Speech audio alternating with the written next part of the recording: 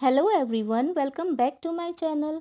आज की क्लास में मैं आपको सिखाऊंगी एडवांस इंग्लिश स्ट्रक्चर। फ्रेंड्स, ये बहुत ही छोटे छोटे स्ट्रक्चर हैं जो आज की वीडियो में ही आपको लर्न हो जाएंगे। तो चलिए वीडियो को स्टार्ट करते हैं। देखिए, सबसे पहला स्ट्रक्चर दिया गया है वर्ब की आईएनजी वाली फॉर्म प्लस वोंट हेल्प। तो पहले मैं आपको बता दूं कि वोंट का क्या मतलब होता है। फ्रेंड्स, आपने विल नॉट तो पढ़ा ही होगा। तो विल नॉट का ही कॉन्ट्रैक्टेड फॉर्म यानी कि शॉर्ट फॉर्म होता है वोंट। तो आप इसे विल नॉट हेल्प भी बोल सकते हैं या फिर वोंट हेल्प भी बोल सकते हैं। तो गाइस देखिए, यहाँ पे जो स्ट्रक्चर गिवन है दैट इज वर्ब की आईएनजी वाली फॉर्म प्लस वोंट हेल्प। इसका हिंदी में मतलब होता है से कुछ नहीं होगा। यानी कि जब आप कहना चाहते हैं कि ऐसा करने से कुछ नहीं होगा या इसका कोई फायदा नहीं है या इससे कुछ नहीं बदलेगा, तब आप यूज करेंगे वर्ब की ING form plus won't help. देखिए, जनरली हम बहुत सारी ऐसी बातें करते हैं जैसे कि रोने से कुछ नहीं होगा, चिंता करने से कुछ नहीं बदलेगा, वहां जाने का कोई फायदा नहीं है या ज्यादा सोचने से कुछ नहीं होगा। तो इन सारे सेंटेंसेस को बनाने के लिए हम यूज़ करेंगे वर्ब की ING form plus won't help. तो चलिए एग्जांपल्स देखते हैं। फर्स्ट है चिल्लाने से कुछ नहीं होगा, जिसे आप इंग्लिश में ट्रांसलेट करेंगे shouting won't help. Shouting won't help. अब देखिए फ्रेंड्स, यहाँ पे सबसे पहले हमें क्या लिखनी है, वर्ब की आईएनजी वाली फॉर्म। और यहाँ पे हमारी वर्ब क्या है, चिल्लाना, जिसे हम इंग्लिश में बोलते हैं शाउट। लेकिन हमें शाउट की आईएनजी वाली फॉर्म यूज़ करनी है। तो शाउट की आईएनजी फॉर्म होती है शाउटिंग, और आगे आपको क्या ऐड करना है, वोंट हेल्प। तो हमारा क्या सेंटेंस बन जाएगा, शाउटिंग वोंट हेल्प, या फिर आप इसे बोल सकते हैं शाउटिंग विल नॉट हेल्प। तो फ्रेंड्स, कितना छोटा सा स्ट्रक्चर है, बस आपको वर्ब की आईएनजी वाली फॉर्म लगानी है और उसके बाद वोंट हेल्प लिखना है। इसी तरह से दूसरा एग्जाम्पल है रोने से कुछ नहीं होगा। इसे आप ट्रांसलेट करेंगे crying won't help. Crying won't help, रोने को हम इंग्लिश में कहते हैं क्राई, जिसकी आईएनजी फॉर्म होती है क्राइंग। तो सेंटेंस क्या बनेगा, क्राइंग वोंट हेल्प। इसी तरह से शिकायत करने से कुछ नहीं होगा। शिकायत को इंग्लिश में बोलते हैं कंप्लेन, जिसकी आईएनजी फॉर्म होती है कंप्लेनिंग। तो सेंटेंस बनेगा कंप्लेनिंग वोंट हेल्प। नेक्स्ट है घबराने से कुछ नहीं बदलेगा। इसे हम ट्रांसलेट करेंगे पैनिकिंग वोंट हेल्प। पैनिक को फ्रेंड्स हम हिंदी में घबराना बोलते हैं, और इसकी आईएनजी फॉर्म जब हम यूज़ करेंगे तो हमारा वर्ड क्या बन जाएगा, पैनिकिंग।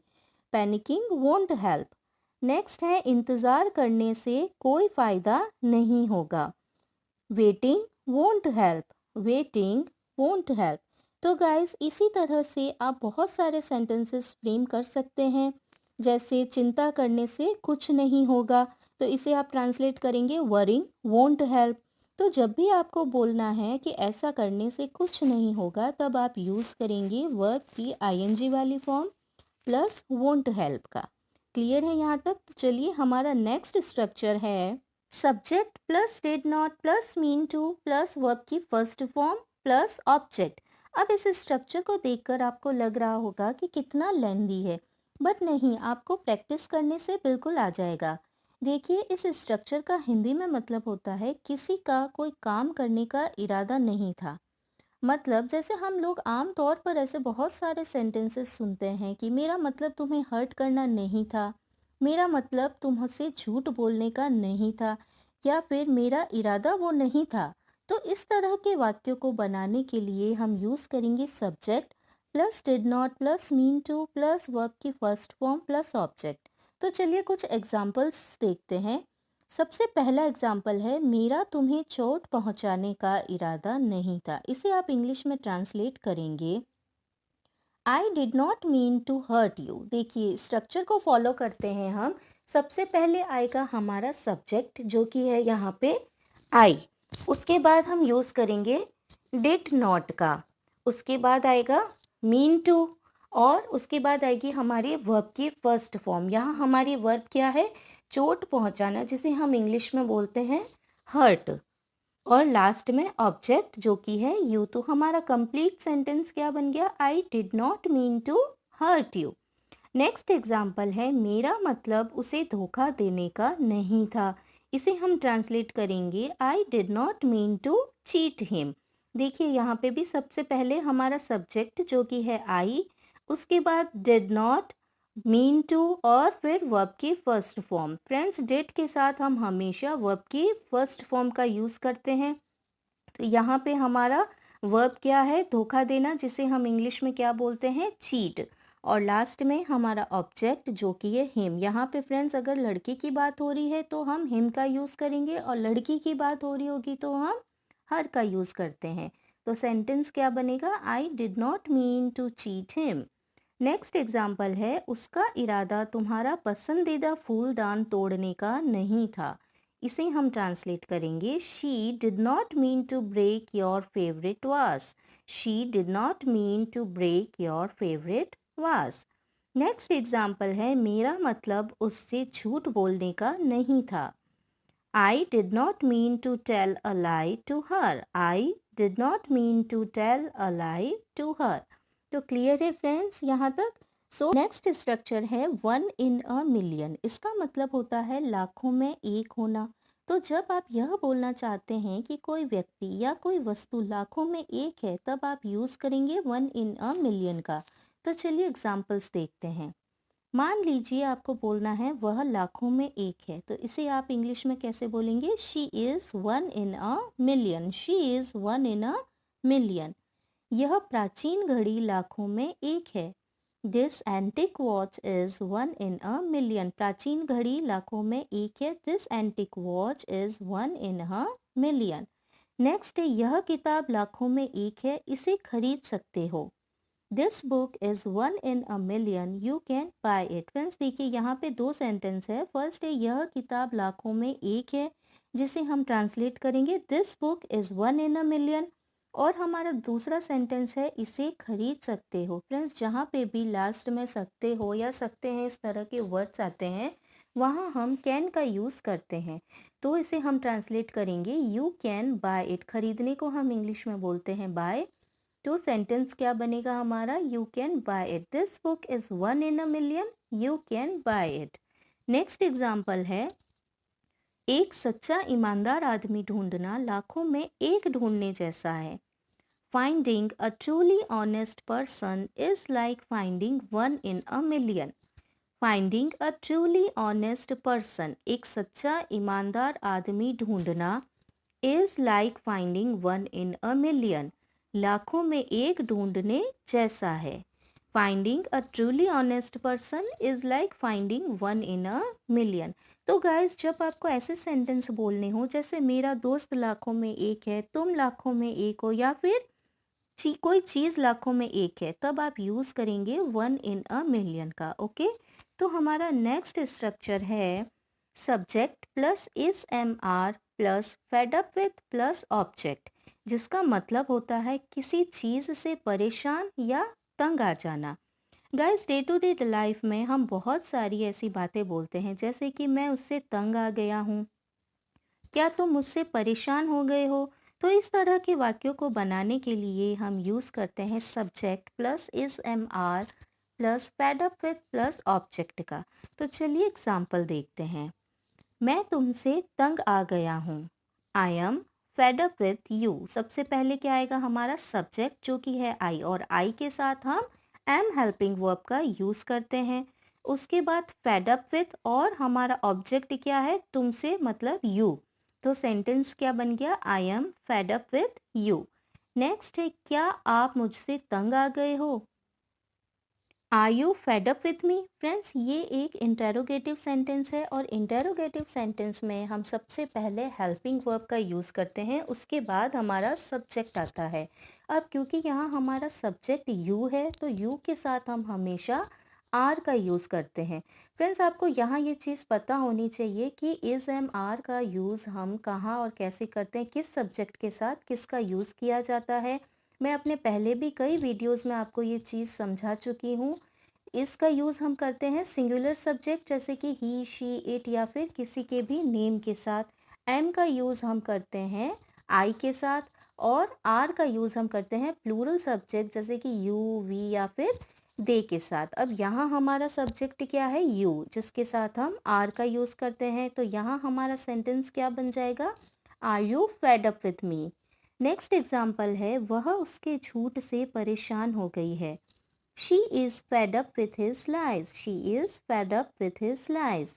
वे अपने बॉस से तंग आ गए हैं। They are fed up with their boss. They are fed up with their boss. तो फ्रेंड्स, कहीं पे भी आपको अगर इस तरह के सेंटेंस बनाने हैं, जैसे मैं इस चीज़ से परेशान हो गई हूँ या मैं आपसे तंग आ गई हूँ, तो आप ऐसे वाक्यों को बनाने के लिए इस स्ट्रक्चर का यूज़ करेंगे। ओके, तो हमारा नेक्स्ट स्ट्रक्चर है नोइंगली। नोइंगली का मतलब होता है जानबूझकर। अब देखिए, ये कोई स्ट्रक्चर नहीं है, ये एक एडवर्ब है। एडवर्ब क्या होते हैं, एडवर्ब वो होते हैं जो वर्ब यानी कि क्रिया की विशेषता बताएं। मीन्स जो आप काम कर रहे हैं उसकी विशेषता जो बताता है वह होता है एडवर्ब। और फ्रेंड्स, हम डे टू डे लाइफ में ऐसी बहुत सारी बातें करते हैं, जैसे उसने जानबूझकर यह किया या वह जानबूझकर वहाँ गया। तो जब भी आपके सेंटेंस में जानबूझकर आएगा तब आप यूज़ करेंगे नोइंगली। तो चलिए एग्जाम्पल देखते हैं। उसने जानबूझकर वादा तोड़ा। She knowingly broke the promise. Friends देखिए, ये एक पास्ट का सेंटेंस है और पास्ट में हम हमेशा वर्ब की सेकंड फॉर्म का यूज़ करते हैं। तो यहाँ पे हम इसको ट्रांसलेट करेंगे। सबसे पहले सब्जेक्ट लिखेंगे। फ्रेंड्स, यहाँ पे मैंने उसने के लिए शी का यूज़ किया है। आप अगर लड़के की बात कर रहे हैं तो ही का यूज़ कर सकते हैं। ठीक है, तो शी, उसके बाद है जानबूझकर, जिसे हम इंग्लिश में लिखेंगे नोइंगली, और वादा तोड़ना, इसे हम इंग्लिश में बोलेंगे ब्रोक द प्रोमिस। अब तोड़ने को हम इंग्लिश में ब्रेक बोलते हैं, लेकिन यहाँ हमें वर्ब की सेकंड फॉर्म का यूज़ करना है। तो ब्रेक की सेकंड फॉर्म होती है ब्रोक, और वादा जो कि इसे हम इंग्लिश में बोलते हैं प्रॉमिस। तो सेंटेंस क्या बन गया, she knowingly broke the promise. Next है, उन्होंने जानबूझकर मेरा मैसेज नज़रअंदाज किया। They knowingly ignored my message. They knowingly ignored my message. Friends, उन्होंने को हम लिखेंगे दे, उसके बाद आएगा जानबूझकर जो कि नोइंगली, उसके बाद नज़रअंदाज करना, इसे हम इंग्लिश में बोलते हैं इग्नोर, लेकिन यहाँ पे हमें सेकेंड फॉर्म का यूज़ करना है। तो क्या बन जाएगा, इग्नोर्ड, और मेरा मैसेज मतलब माई मैसेज। तो सेंटेंस क्या बन गया, they knowingly ignored my message. Next example है, मैंने यह जानबूझकर नहीं किया। I didn't do it knowingly. Friends देखिए, ये एक नेगेटिव सेंटेंस है। नेगेटिव, पास्ट का नेगेटिव सेंटेंस है, और जब भी हम सिंपल पास्ट के नेगेटिव सेंटेंस बनाते हैं तो उसमें हम डिड का यूज़ करते हैं और वर्ब की फर्स्ट फॉर्म का यूज़ करते हैं। तो इसे हम ट्रांसलेट करेंगे आई डिडंट, या फिर आई डिड नॉट भी आप लिख सकते हैं। डिड नॉट का शॉर्ट फॉर्म डिडंट होता है। तो I didn't do it knowingly. I didn't do it knowingly. Next है, जानबूझकर उसने मुझे धक्का दिया। Knowingly she pushed me. Knowingly she pushed me. Friends देखिए, जो नोइंगली वर्ड है वो आप सब्जेक्ट के पहले भी लगा सकते हैं और सब्जेक्ट के बाद में भी लगा सकते हैं। दोनों ही सेंटेंस आपके करेक्ट होंगे। आप इसे शी नोइंगली पुश्ड मी भी लिख सकते हैं या फिर नोइंगली शी पुश्ड मी भी करेक्ट है।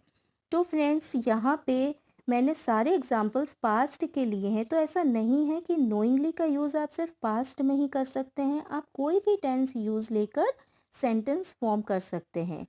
ठीक है, तो नेक्स्ट एडवर्ब हमारा है इनवार्डली। इनवार्डली का मतलब होता है मन ही मन में। आपने बहुत सारे सेंटेंसेस ऐसे सुने होंगे कि मन ही मन में वह मुझसे कुछ कह रही थी, मन ही मन वह कुछ सोच रही थी। तो जब भी आपके सेंटेंस में मन ही मन आए तब आप वहाँ पे यूज़ करेंगे इनवार्डली का। तो चलिए कुछ एग्जाम्पल्स देख लेते हैं। सबसे पहला एग्जाम्पल है, वह खबर सुनकर मन ही मन खुश हो रहा था। He was inwardly dilated by the news. खुश होने को हम इंग्लिश में बोलते हैं डिलाइट। तो he was inwardly dilated by the news. Next है, वह अपने बुरे भाग्य को मन ही मन कोस रहा था। He was inwardly cursing his bad luck. Friends, ये एक पास्ट कॉन्टिन्यूस टेंस का सेंटेंस है, क्योंकि इसके पीछे क्या आ रहा है, रहा था। तो पास्ट कॉन्टिन्यूस में हम वॉज वर्ब के साथ वर्ब की आईएनजी फॉर्म का यूज़ करते हैं। तो दोनों ही सेंटेंस में देखिए सब्जेक्ट जो है वो हमारा सिंगुलर है ही, उसके साथ हम सिंगुलर सब्जेक्ट के साथ हम वॉज हेल्पिंग वर्ब का यूज़ करते हैं, और जो वर्ब होती है उसमें हम आईएनजी फॉर्म का यूज़ करते हैं। तो he was inwardly dilated by the news, और नेक्स्ट है he was inwardly cursing his bad luck. Next example देखते हैं। वह मुस्कुराई लेकिन अंदर ही अंदर वह घबराई हुई थी। She smiled but inwardly she was nervous. She smiled, वह मुस्कुराई, शी स्माइल्ड। ये एक पास्ट सिंपल पास्ट का सेंटेंस है, इसलिए इसमें हमने वर्ब की सेकंड फॉर्म का यूज़ किया है। She smiled but inwardly she was nervous. Next है अंदर ही अंदर मैं बहुत खुश था लेकिन मैंने जाहिर नहीं किया। Inwardly, I was very happy, but I didn't show it. Inwardly, I was very happy. मैं बहुत खुश था, लेकिन मैंने जाहिर नहीं किया, but I didn't show it. So guys, मैं आपके लिए कुछ प्रैक्टिस क्वेश्चंस लेकर आई हूँ। इन क्वेश्चंस का आंसर आपको मुझे करना है कमेंट बॉक्स में। फर्स्ट है, मैं इस समस्या से तंग आ गया हूँ। नेक्स्ट सेंटेंस है, तुमने जानबूझकर ऐसा किया। मेरी बहन लाखों में एक है। वह मन ही मन कुछ सोच रही थी। तो फ्रेंड्स, ये कुछ सेंटेंस है जिनका आंसर आप मुझे कमेंट बॉक्स में करके बताएंगे कि इनकी इंग्लिश ट्रांसलेशन क्या होगी। और फ्रेंड्स, अगर आपको मेरी वीडियो पसंद आई हो तो please like share and subscribe करना मत भूलिएगा। Till then keep practising.